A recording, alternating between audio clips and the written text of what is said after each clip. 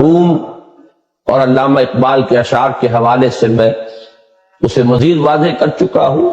N قدر گفتیں باقی فکر کن، فکر اگر جامد بوت رو ذکر کن.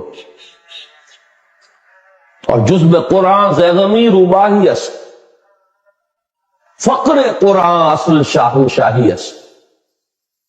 فقر قرآن اختلاط ذکر و فکر، فکر را کامل ندیدم جزب ذکر.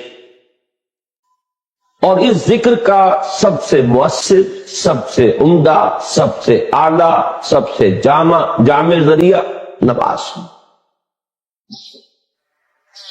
دوسری ضرورت انسان کے عمل کے درست رہنے کی، عمل کا جو نقطہ اس میں افراط و تفریط نہ ہو، عدم توازن نہ ہو. صراط سبی درمیانہ راستہ، صراط مستقیم سیدھا راستہ. قصد السبیل وہ راستہ جو سیدھا انسان کو اپنے منزل مقصود تک پہنچا دے.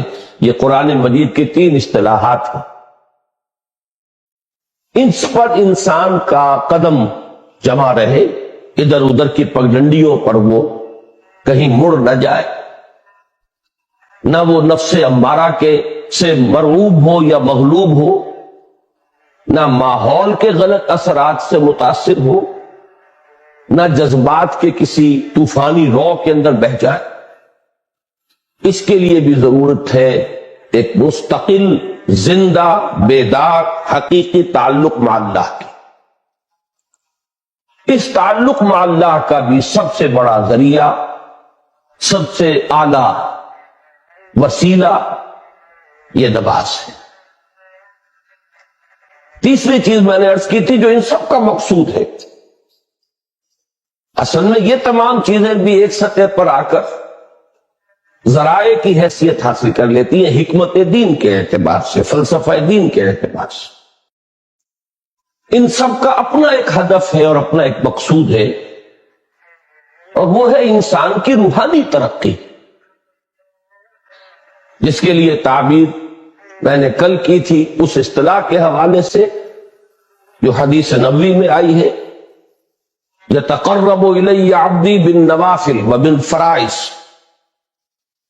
تقرب الی اللہ، اللہ سے قریب ہوتے چلے گا. اور یہ کوئی مادی قرب کا مسئلہ نہیں ہے، کوئی زمانی یا مکانی فصل ہمارے اور اللہ کے مابین موجود نہیں ہے. ہوا معکم اینما کنتم نحن اقرب الیہ من حبل الورید. لیکن یہ کہ ذہول، عدم توجہ، دوسری چیزوں میں دل کا لگ جانا اس طور سے کہ پھر محبت خداوندی کے لیے دل میں جگہ نہ رہنا، یہ چیزیں جو انسان کو اپنے رب سے دور کر دیتی.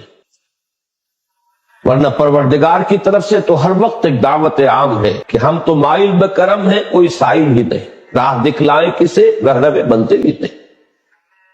وہ احادیث بھی موجود ہے کہ میرا بندہ میری طرف چل کر آتا ہے تو میں بھاگ کر، وہ اگر بارش بھر آتا ہے میں ہاتھ بھر آتا. تو معلوم یہ ہوا کہ اللہ تعالی کی طرف سے تو ہر وقت دعوت عام ہے، لیکن یہ کہ ذہول، عدم توجہ ہی ہماری طرف سے. تو اس توجہ الی اللہ اور تقرب الی اللہ کا بھی سب سے اعلیٰ، سب سے عمدہ، سب سے جامع طریقہ اور ذریعہ نماز. یہ ہے میری کل کی گفتگو کا خلاصہ.